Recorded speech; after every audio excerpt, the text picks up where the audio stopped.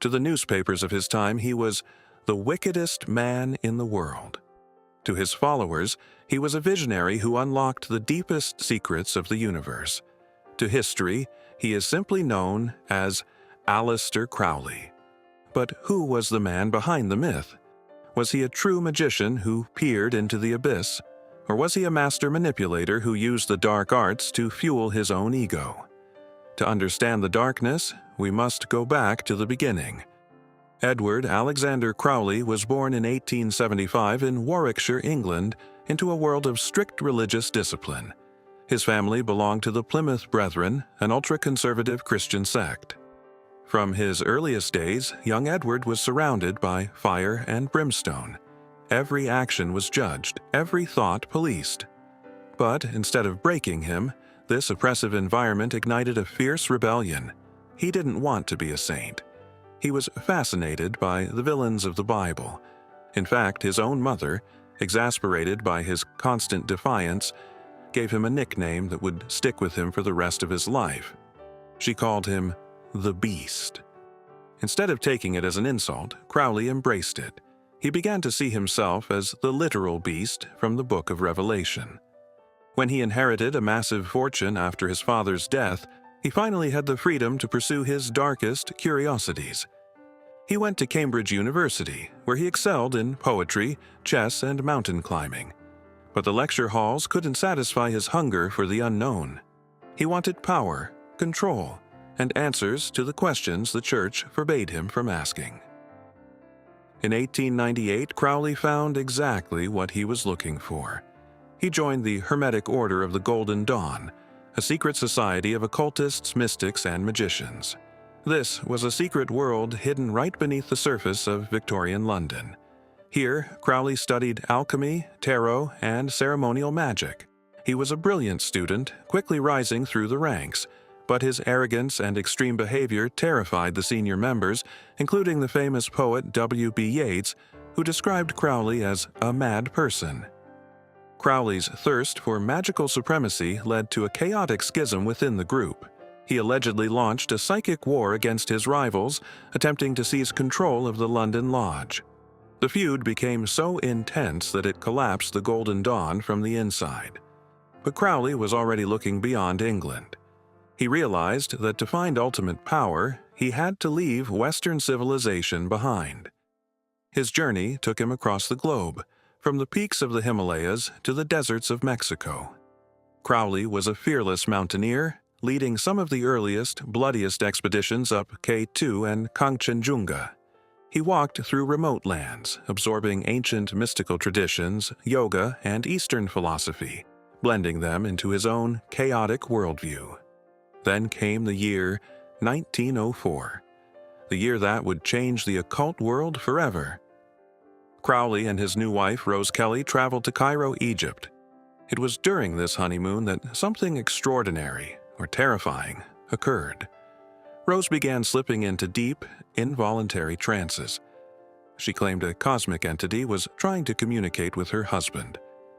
Guided by her visions, Crowley visited the Bulak Museum, where he stumbled upon a funerary stele from the 26th dynasty. Its exhibit number was 666. For 3 consecutive days, between the exact hours of noon and 1 o'clock, Crowley sat alone in a dark room. He claimed that a disembodied voice, whispering over his shoulder, began dictating a text to him.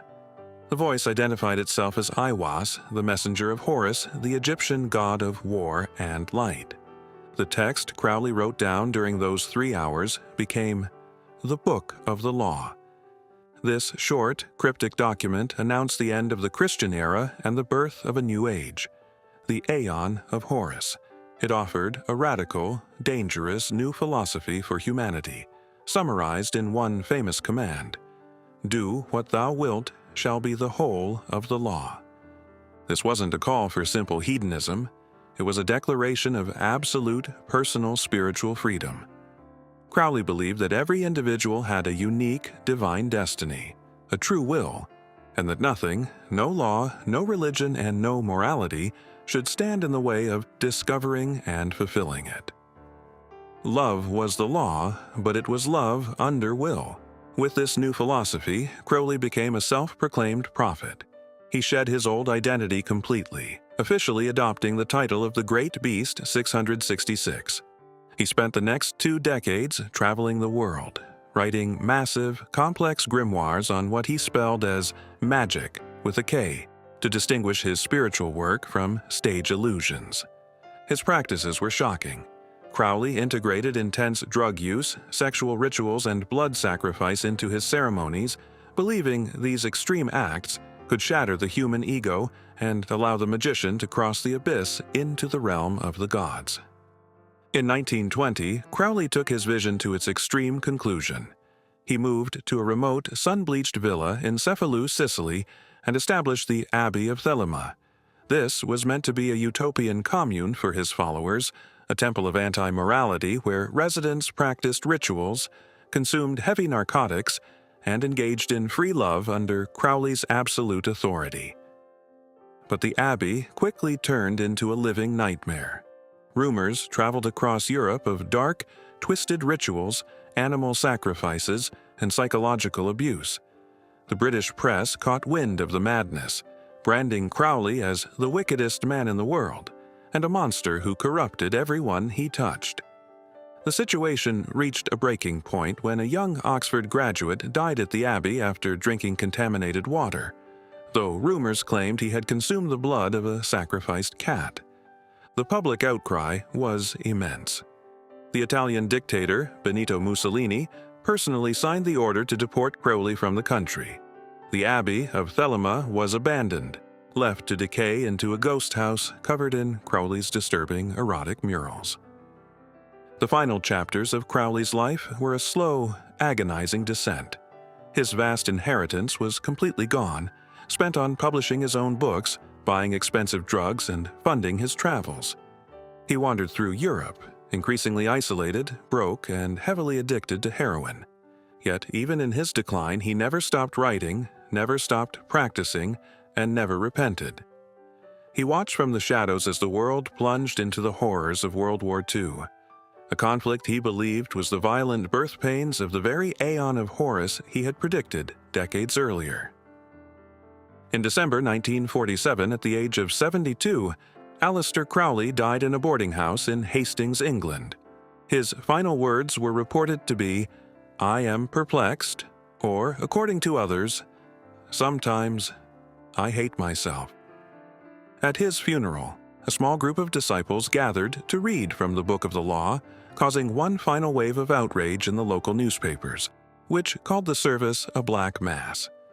Aleister Crowley was gone, but the shadow he cast only grew longer. Decades after his death, during the counterculture explosion of the 1960s and 70s, his philosophy experienced a massive revival. His face appeared on the cover of the Beatles' Sgt. Pepper album. Rock legends like Led Zeppelin's Jimmy Page became obsessed with him, even buying Crowley's former home on the shores of Loch Ness. His ideas deeply influenced modern witchcraft, Wicca, Satanism, and pop culture. So who was the real Aleister Crowley? Was he a genuine spiritual pioneer who broke through the illusions of reality to hand humanity the keys to its own divinity? Or was he merely a deeply damaged, narcissistic man who used the occult to justify his darkest impulses and destroy the lives of those around him? Perhaps he was both. One thing is certain: the Beast 666 achieved the immortality he always wanted. His name remains whispered in the dark, a permanent symbol of the ultimate taboo, and a reminder of what happens when a man dares to look directly into the abyss, and the abyss looks back. If this journey into the past has captivated you, don't forget to leave a like. It's the best way to support this project and keep history alive. To continue unraveling the mysteries of the most fascinating figures who ever walked this earth, subscribe to the channel and turn on notifications. That way, you won't miss our next trip through time. Until next time.